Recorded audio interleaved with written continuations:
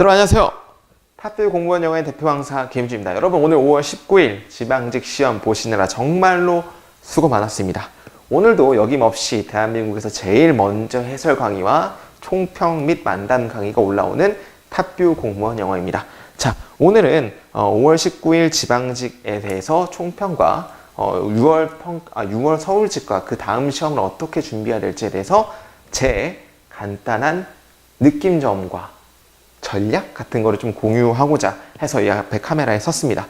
자, 일단 이번 시험은 단어가 4문제 나왔는데 단어가 4문제인데 평이했습니다. 평이했고 어법과 영작 문제도 4문제 나왔는데 이거는 제가 경찰 문제를 보는 것과 같은 착각이 들 정도로 굉장히 쉬웠어요.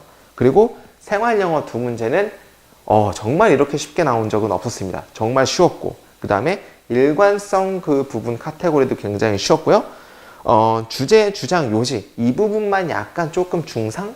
그래도 조금 그렇게 어려운 문제는 나오지 않았습니다. 심경 문제는 굉장히 쉬웠고요.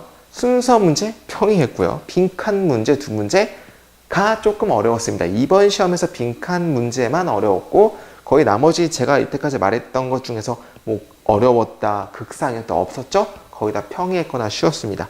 접속사 문제도 조금 어려웠지만 그렇게 어려웠던 건 아니었고요. 일치, 불일치도 중정도. 따라서 제가 이번에 느낀 점의 난이도는 중하 정도였습니다. 중하 정도여서 어렵진 않았습니다. 물론 제가 그 시험장에 대단히 많은 변수들과 시험장에서의 압박감을 받으면서 풀지는 않아서 중하 정도로 결론을 내린 건 있지만 그래도 제가 경험상 전의 시험들과 비교해 봤을 때 충분히 어렵게 나오지 않았습니다. 그렇기 때문에 좀 중하라고 제가 느낌을 받았고요. 그럼에도 불구하고 두 번째 이제 질문에서는 제일 어려웠던 문제는 아마 20번 문제, 빈칸 문제와 17번 문제, 17번은 접속사 문제가 가장 어려웠던 것 같아요. 20번 문제가 왜 어려웠냐면요. appendix라는 게 우리 맹장이라는 뜻이 있지만 그 맹장에서 조금 추가적으로 하면은 쓸모없는 거, 맹장이 쓸모없는 거잖아요. 그래서 사람이 쓸모없다라는 식으로 우리가 추론을 할 수 있어서 1번으로 찍을 수 있었습니다. 혹시 1번이 조금 몰랐다 하더라도 2번과 3번과 4번이 완전히 제가 흔히 말하면 개소리, 그죠? 개소리였기 때문에 1번으로 답을 찍으면은 쉽게 답을 찍을 수는 있었을 것 같아요. 그러나 그 문장 자체는 굉장히 조금 어렵게 느껴질 수도 있었지만 문제의 질은 굉장히 좋았어요.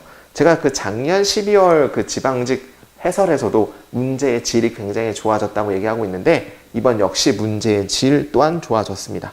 자, 17번 문제는 그리고 뭐 진주만 습격 사건과 9.11 테러의 공통점을 좀 나열하는 그런 문제였잖아요. 근데 B번 같은 접속사 B에 넣을 거에 대해서 우리가 좀 주목해 봐야 될 게 문장 하나 한 문장을 보게 되면요. 조금 오답을 고를 가능성이 커요. 근데 이 한 문단끼리 비교를 하면은 진짜 비슷한 것으로 우리가 공통점을 찾아내는 걸로 볼 수 있거든요.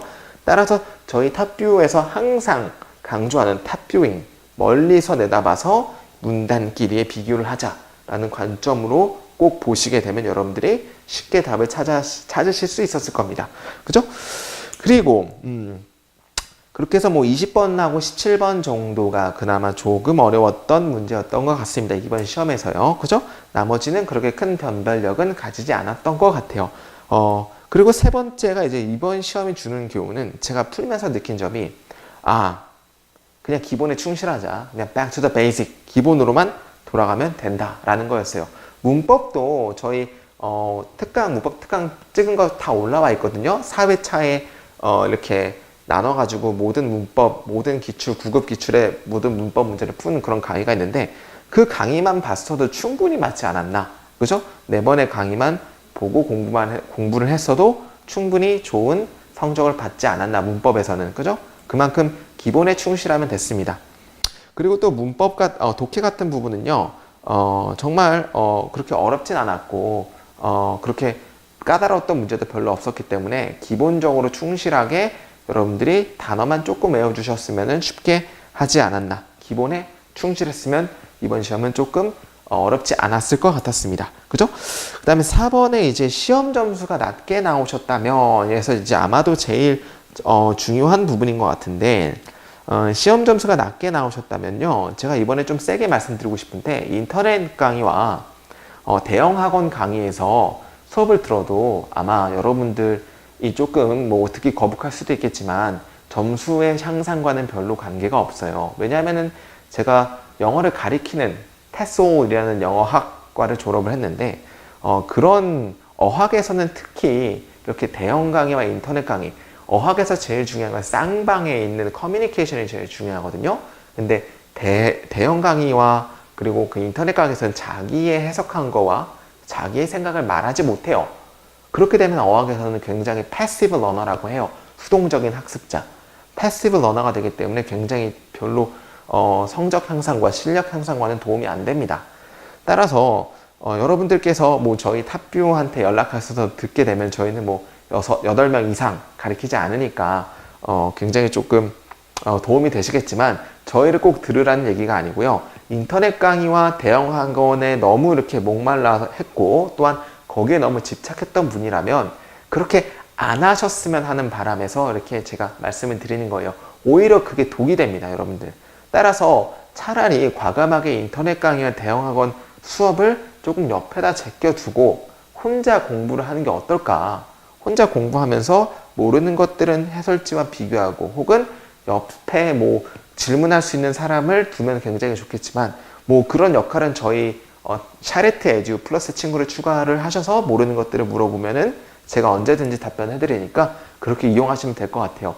즉 다시 한번 말씀드리겠지만 인터넷 강의와 대형 학원 강의를 아무리 들어도 성적은 안 오릅니다. 따라서 구문 독해를 할 때는 먼저 제일 좋은 방법은 옆에 자기의 생각을 말하고 자기의 생각에 대한 피드백을 받을 수 있는 질문자가 있으면 좋겠지만 그게 없으면은 자기가 직접 소리 내어서 해설지와 비교해 가면서 공부를 해라.